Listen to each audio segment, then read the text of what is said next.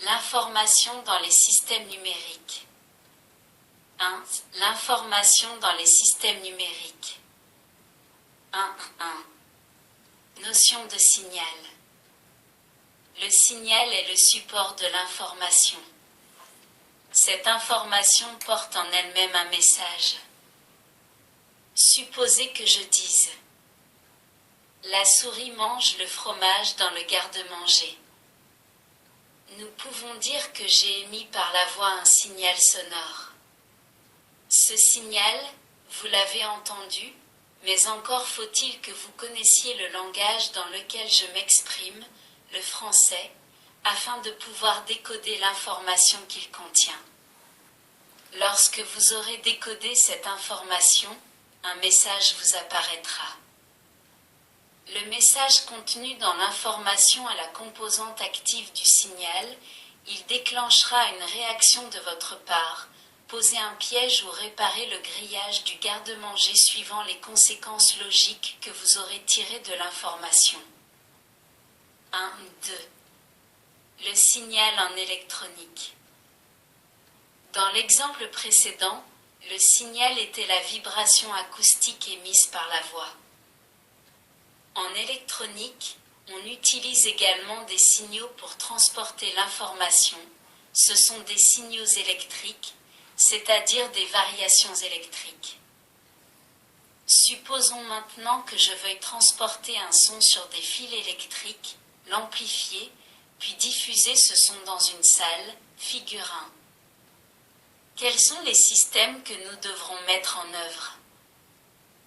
Tout d'abord, il me faut un microphone, 1, qui transformera la vibration acoustique en variation électrique, puis une boîte noire, 2, qui augmentera l'amplitude de ce signal, enfin un haut-parleur, 3, qui retransformera la variation électrique agrandie en vibration acoustique, de façon à restituer le son. D'une manière générale, on pourra dire que le microphone et le haut-parleur sont des transducteurs, terme qui désigne tous les appareils transformant une grandeur physique en variation électrique ou réalisant l'opération inverse. Il y a grand intérêt à ce que le signal électrique soit l'image la plus exacte possible de la vibration qui lui a donné naissance, ce qui nécessite que le microphone soit le plus fidèle possible. De la même manière, le haut-parleur doit restituer le plus fidèlement possible l'image acoustique du signal électrique.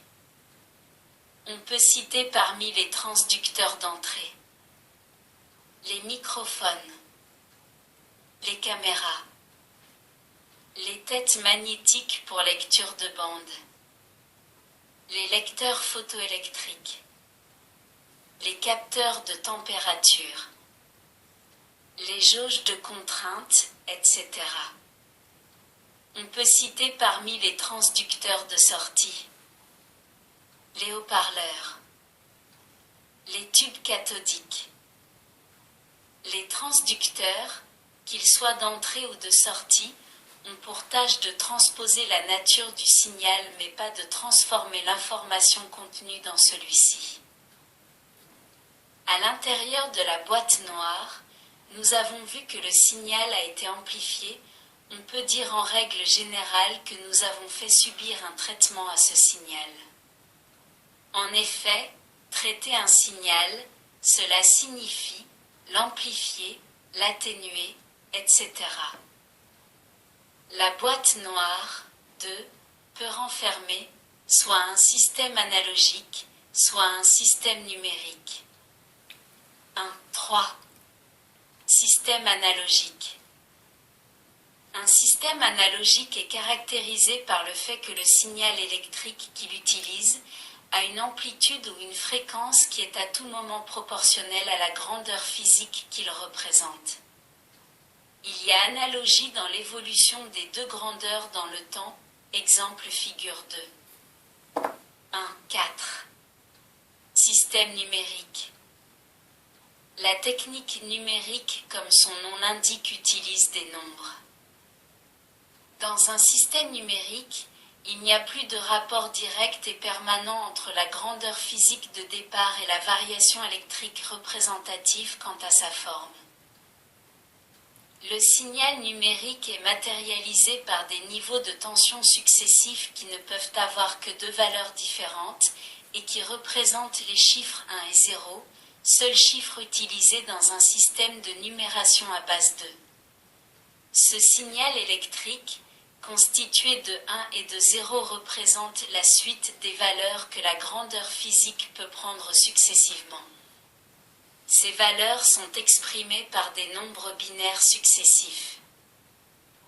Dans les circuits électroniques, le signal numérique est caractérisé par la présence de tension ou absence de tension, figure 3. Ce sont ces deux niveaux qui nous intéressent. Le passage d'un niveau à un autre devra s'effectuer le plus rapidement possible car il est considéré comme un état parasite. De plus, ces deux niveaux devront être bien distincts, afin qu'il n'y ait pas de doute possible sur la valeur du niveau. Un des caractères importants de la technique numérique réside dans le fait que le signal utilisé ne laisse pas la place à l'ambiguïté. 1.4. 1. Le principe numérique. Pourquoi un système numérique ? Quels sont les avantages de ce système par rapport à ceux classiques, que l'on appelle analogiques, qui sont parfaitement maîtrisés depuis longtemps ? Prenons un exemple. Une carte de géographie constitue la représentation à une certaine échelle de la réalité physique du terrain. À tout endroit, les distances reportées sont proportionnelles aux distances effectives. Toutefois, les distances mesurées sur la carte sont fonction de la précision du tracé. Compte tenu de l'échelle, on multiplie l'erreur de mesure que l'on réalise sur la carte. Nous avons une représentation analogique. Si, par exemple, nous mesurons en centimètres la distance Dijon-La Rochelle, à partir du nombre trouvé et du rapport de réduction ou échelle, on peut facilement retrouver la distance réelle. Par ailleurs, en suivant la route de Dijon à La Rochelle, il serait possible à chaque borne kilométrique franchie de noter la distance parcourue. Une simple addition permettrait alors de retrouver directement cette valeur. Dans la première méthode, le chiffre obtenu est fonction de la précision de la carte et du soin apporté à la mesure. Par contre, en utilisant les bornes kilométriques, le résultat exact est obtenu avec une erreur infime qui, quelle que soit la distance mesurée, ne peut différer que d'une borne en plus ou en moins. Les systèmes analogiques font appel à des signaux électriques sur lesquels peuvent apparaître, au cours de leur traitement et de leur transport, des déformations appelées distorsions qui seront nuisibles à la restitution fidèle par le transducteur final. Les systèmes numériques ne manipulent que des chiffres qui sont des constantes. Tant que ces nombres voient leur intégralité préservée, ils sont caractérisés par leur extrême précision. Cette précision est connue à un chiffre ou un digit près, digit égale chiffre en anglais. Les calculatrices de poche, montres à quartz et autres ordinateurs ne sont-ils pas réputés pour leur précision et n'ont-ils pas déjà envahi notre monde moderne ? D'une manière générale, on peut dire que les circuits numériques, utilisés en électronique, présentent par rapport aux circuits analogiques de nombreux avantages. Ils sont peu sensibles aux perturbations, car les variations parasites de leur amplitude n'est pas prise en compte car non significative, figure 4. Ils ne demandent pas de réglages longs et fastidieux, ce qui diminue leur prix de revient. Toutefois, ils utilisent aussi en entrée et en sortie des transducteurs dont la fidélité est une condition de la qualité du système. Il est nécessaire, en entrée, en plus de la conversion physique électrique réalisée par le transducteur, de faire suivre celui-ci d'un circuit qui transforme le signal électrique analogique obtenu en signal numérique. On appelle ce circuit convertisseur analogique numérique AN. Le circuit réalisant l'opération inverse, en sortie, est appelé convertisseur numérique analogique NA. 1. 4. 2. Conversion analogique numérique et numérique analogique.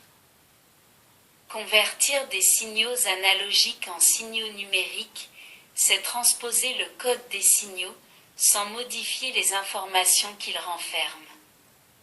Ce qui veut dire, bien évidemment, qu'un signal ayant subi deux conversions inverses successives retrouvera exactement sa forme initiale. La conversion analogique numérique AN, encore appelée PCM, pulse code modulation, ou en français MIC, modulation par impulsion codée, est illustrée figure 5. L'onde analogique A est échantillonnée B, c'est-à-dire mesurée à intervalles réguliers suffisamment rapprochés. La fréquence d'échantillonnage est très grande par rapport à celle du signal analogique et particulièrement par rapport à la composante de fréquence la plus élevée dans le cas de signaux composites. Les valeurs ainsi mesurées sont ensuite traduites en un nombre codé en binaire, C, qui se présente sous la forme d'une succession d'impulsions, D. Le signal numérique ainsi constitué peut ensuite être utilisé dans le système numérique, ordinateur, émetteur radio, bande magnétique, chaîne IFI, etc. Au bout de la chaîne, le train d'impulsion est détecté et restitué sous forme binaire, E. Au moyen d'un convertisseur numérique analogique, NA, on reconstitue l'onde analogique, F. Le signal anguleux traverse un filtre passe-bas, G, pour retrouver sa forme d'origine. On appelle filtre passe-bas un dispositif bien connu en électronique analogique. Celui-ci, comme son nom l'indique, ne laisse passer que les fréquences basses. Ce système a pour effet de supprimer les fronts raides du signal issu du convertisseur NA pour ne conserver que l'enveloppe du signal de fréquence plus basse et reconstituer ainsi la forme originelle du signal analogique par lissage. 1. 4. 3. Le codage. Nous avons vu précédemment que le signal numérique était composé d'une suite d'impulsions de niveau 1 ou 0. Ces impulsions 1 ou 0, fonction des valeurs successives que prend la grandeur physique qu'elles représentent, peuvent être codées de diverses manières. Code binaire. Vous avez l'habitude de compter dans un système de numération à base 10 dans lequel il existe 10 signes, 0, 1, 2, 3, 4, 5, 6, 7, 8, 9. Le système binaire est un système de numération à base 2, c'est-à-dire un système dans lequel on utilise uniquement deux signes, 0 et 1. D'autres codes sont également utilisés, ce sont des formes non naturelles ou dérivées de la numération binaire. Ils permettent d'éviter les erreurs en cas de perte d'un bit, contraction de l'anglais binary digit, chiffre binaire, ou de reconstituer les informations perdues. Ils ajoutent encore à la sécurité du système numérique. Tous ces codes seront étudiés ultérieurement. 1. 4. 4. Circuit mixte analogique numérique. Pour ceux qui n'ont pas une grande expérience professionnelle, il est difficile de distinguer physiquement la technique utilisée pour la conception d'un appareil. Pour un circuit intégré, si on ne connaît pas sa destination, la distinction est pratiquement impossible. On peut comprendre maintenant qu'un circuit doit être construit pour accepter l'un des deux types de signaux numériques ou analogiques. Il n'interprétera que les signaux de la technique pour laquelle il a été conçu. Il peut arriver qu'un appareil utilise les deux formes de signaux, mais, dans ce cas, les signaux analogiques sont distribués aux circuits analogiques et les signaux numériques aux circuits correspondants. D'autre part, il se peut qu'un signal entre sous forme analogique dans un circuit et en ressorte sous forme numérique ou vice-versa, et ceci grâce au convertisseur dont nous avons parlé. 2 exemples de problèmes résolus par la technique analogique puis par la technique numérique. Avant de passer à l'étude des fonctions de base et de l'algèbre de Boole, nous allons faire la comparaison entre deux montages élémentaires, l'un analogique, l'autre numérique. Il faut toutefois préciser, en guise d'avertissement, que cet exemple a été volontairement très simplifié et ne reflète que de façon très lointaine ce qui se ferait dans la réalité technique, mais il permet une approche de cette comparaison. Il faut bien savoir que pour un problème donné, il y a deux techniques pour le résoudre, l'une analogique, l'autre numérique, mais les grandeurs physiques à l'entrée et à la sortie des deux systèmes sont identiques. Ceci étant dit, posons les éléments du problème à résoudre dans ces deux techniques. Vous disposez d'une table de travail qui est située près d'une fenêtre, par conséquent, vous bénéficiez de l'éclairement dû à la lumière solaire. Le travail que vous effectuez sur cette table demande un éclairement important et constant. Cette lumière naturelle ne peut vous être donnée tout au long de la journée, soit parce que le soleil est masqué par des nuages, soit parce qu'il n'est plus présent lorsqu'il fait nuit. Il faudra donc que vous disposiez d'un éclairage complémentaire qui n'est autre qu'une lampe de bureau. Mais vous êtes technicien et vous ne vous contentez pas d'appuyer sur l'interrupteur pour allumer ou éteindre votre lampe. Vous décidez de rendre ce système automatique. Vous savez qu'il existe en électronique deux techniques pour résoudre votre problème, pour étendre votre expérience personnelle, vous envisagez de réaliser deux montages, l'un utilisant la technique analogique, l'autre la technique numérique.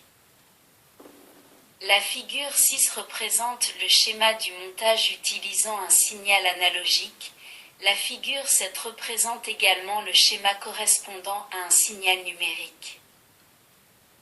Nous trouvons dans les deux cas un point de départ commun, le capteur, c'est ou transducteur qui permet de traduire la grandeur physique correspondant à la lumière solaire en un signal électrique analogique, image de cette lumière.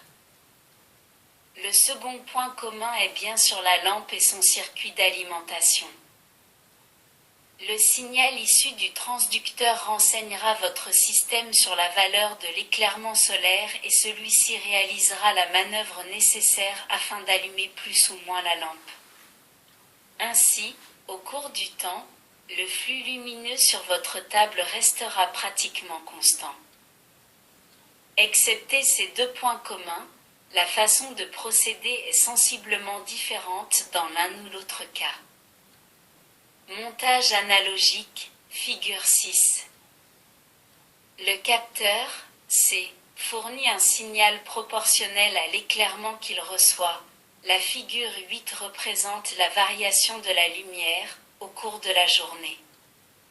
Ce signal électrique est amplifié puis appliqué à un petit moteur destiné à mouvoir le curseur d'un rhéostat. Ce rhéostat est, en fait, une résistance variable. L'installation de ce système se fera de façon telle qu'à toute augmentation de la lumière solaire corresponde une augmentation de la valeur ohmique du rhéostat. Ce faisant, lorsque la lumière extérieure augmente, l'intensité lumineuse de la lampe, elle, diminue, courbe de la figure 9. Entre les positions extrêmes, lampe allumée et lampe éteinte, il y a une infinité de valeurs d'éclairement, en théorie. Dans cette figure, on considère que le flux lumineux émis par la lampe est proportionnel au courant qui la traverse. La figure 9 est la courbe inverse de la figure 8.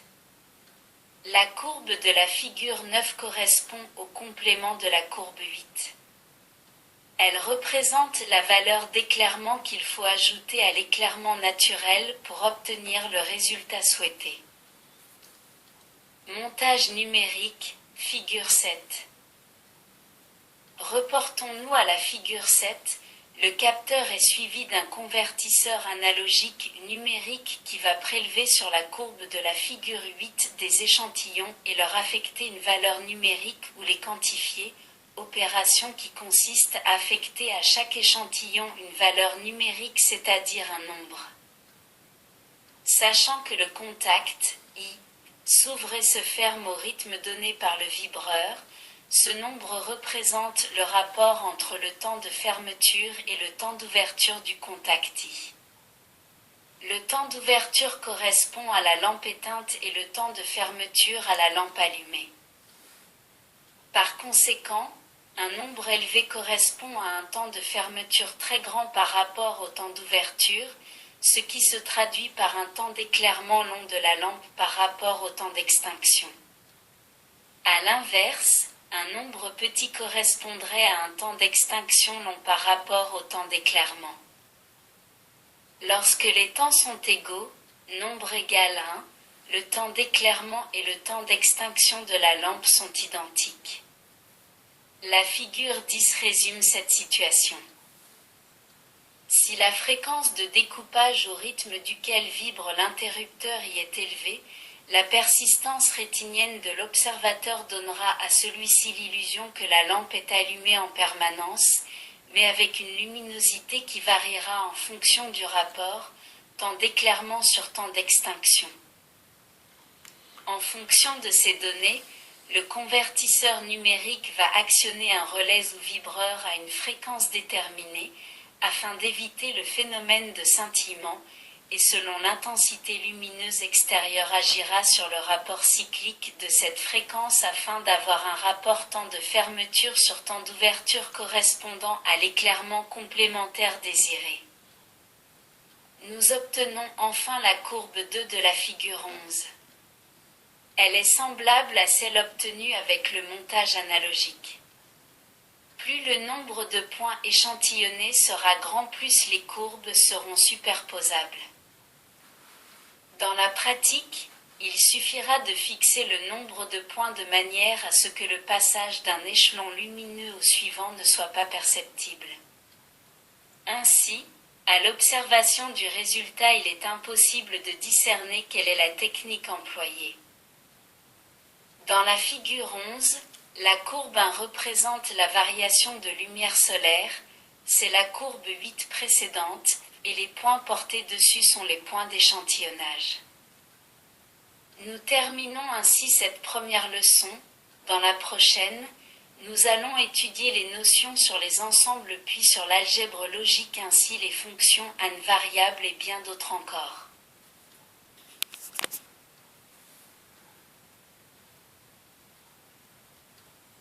Merci de votre écoute.